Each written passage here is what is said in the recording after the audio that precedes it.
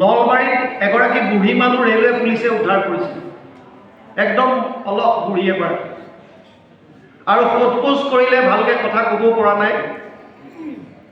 গম পালে যে তেওঁ দক্ষিণ ভাৰতৰ এজন চিফ জাষ্টিছৰ মাক।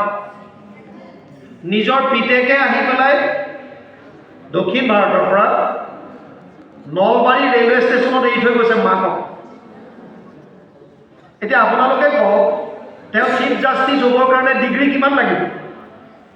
সেই ডিগ্ৰীবিলাকৰ কি লাভ হ'ব যদি নিজৰ মাকক বুঢ়া বয়সত যদি গৈ পেলাই অচিন ৰেলৱে ষ্টেচনত যদি এৰি থৈ আহে, কি লাভ হ'ব তেতিয়া? সেইকাৰণে ভগৱান কৃষ্ণই গীতাত কৈছে, আধ্যাত্ম জ্ঞান নিত্যত্বম তত্ত্ব জ্ঞানাৰ্থ দৰ্শনম এতৎ জ্ঞানমিতি প্ৰোক্ত অজ্ঞানম জগৎ ত্ৰয়োদশ অধ্যায় 11 নম্বৰ শ্লোক গীতা। আধ্যাত্মিক জ্ঞানকে জ্ঞান বুলি কৈছে, বাকী চব অজ্ঞান বুলি কৈছে, বাকী কাম নাই। যদি আধ্যাত্মিকতাই নাথাকে তেতিয়াহ'লে আপোনাৰ হাতত যিমানে যি বস্তু নাথাকক কিয় আপুনি তাৰ সৎ ব্যৱহাৰ কৰিব। ভাল ভাল বস্তু বিজ্ঞানে দিছে, আধ্যাত্মিক জ্ঞানৰ অবিহনে আপুনি তাক ব্যৱহাৰ কৰিব নোৱাৰিব। সেইকাৰণে ধৰ্মৰ এটা লক্ষণ হৈছে বিদ্যা। আপুনি বিদ্যা কেনেকুৱা দিছে ল'ৰা ছোৱালীক? আৰু এটা হৈছে সত্যম, এটা হৈছে অক্ৰোধ। ক্ৰোধৰ পৰা সংযম। ক্ৰোধাৎ ভৱতি সম্মোহ, সম্মোহত স্মৃতি বিভ্ৰম, স্মৃতি ভ্ৰংশাৎ বুদ্ধিনাশ, বুদ্ধিনাশাৎ প্ৰণশ্যতি। দ্বিতীয় অধ্যায় 63 নম্বৰ শ্লোক গীতা।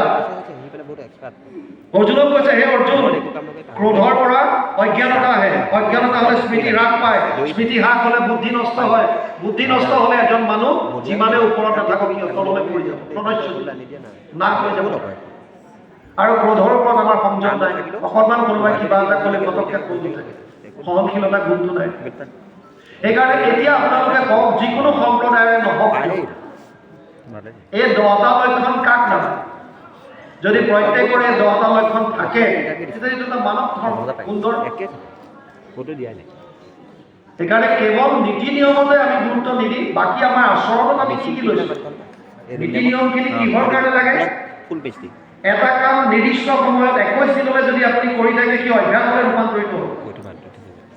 আপুনি যদি গুৰু সেৱা কৰিব লাগে বুলি ভাবি আপোনাৰ শৰণ দিওঁতে বুজাই দিলে গুৰু সেৱা কৰিব লাগে, শৰণৰ কাম কৰিব লাগে, আপুনি সূৰ্যোদয়ৰ আগতে খোৱা পাতি এৰিব লাগে, আপোনাক বুজাই দিলে আপুনি যদি মানিছে, এতিয়া মানুতে 21 দিন কৰাৰ পাছত আপোনাৰ অভ্যাসত ৰূপান্তৰিত হ'ব। ঠিক 4:30মান বজাৰ লগে লগে চকুত বন্ধ।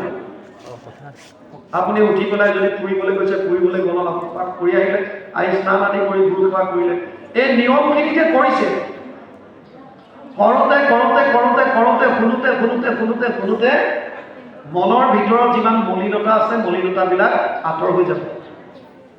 আৰু যেতিয়া আঁতৰ হৈ যাব তেতিয়া আপুনি যিজন ঈশ্বৰক বিচাৰি ফুৰিছে সেইজনে হৃদয়ত পাব ইয়াত। আৰু তাৰ পাছত আৰু আপুনি একো বাঞ্ছা কৰিবলগীয়া নাথাকে। যিটো আনন্দ বিচাৰি আজি হাবাথুৰি খাই ফুৰিছে সেই আনন্দটো হৃদয়ত উপলব্ধি কৰিব পাৰিব।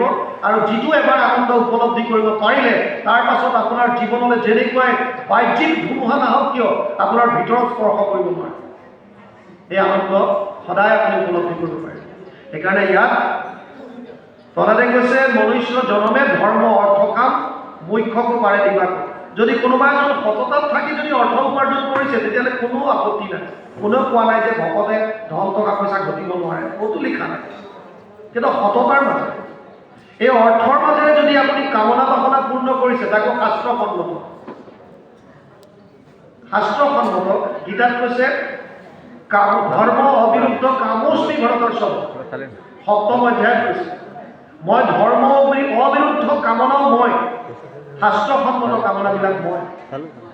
গতিকে আপুনি প্ৰথমতে ধৰ্মত থাকি অৰ্থ উপাৰ্জন কৰক। সেই অৰ্থৰ দ্বাৰা যদি কামনা বাসনা শাস্ত্ৰসন্মতভাৱে কৰিছে আৰু এই 3টা কৰ্ম কৰোঁতে যদি ভগৱানক পাহৰা নাই, প্ৰভু ভগৱন্তৰ নাম যদি লৈ আছে, তেতিয়াহ'লে শাস্ত্ৰই কৈছে, যিটোজনে ফুৰে মাধৱৰ নাম ধৰি, পাছে পাছে ফুৰে দেৱ দেৱী স্তুতি কৰি, মূৰ্তিমন্ত হোৱা 5 প্ৰকাৰৰ মুকুতি মোকো লৈও বাপ তুলি গ্ৰন্থ কাকতি।